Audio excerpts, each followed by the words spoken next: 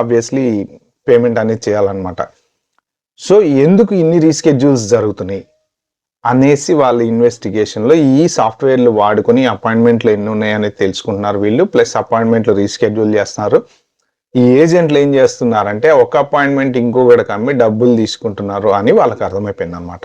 So ఈ appointments bat system ద్వారా book చేశారు, ఏజెంట్స్ ద్వారా బుక్ చేశారు అని ఎలా తెలుస్తుంది వాళ్ళకి అంటే, మీకు చిన్న క్లారిటీ ఇచ్చే ప్రయత్నం చేస్తా అండి.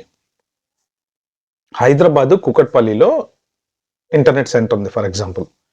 ఓకే, నేను ఏజెంట్, నేను ఆ ఇంటర్నెట్ సెంటర్లో కూర్చున్నా.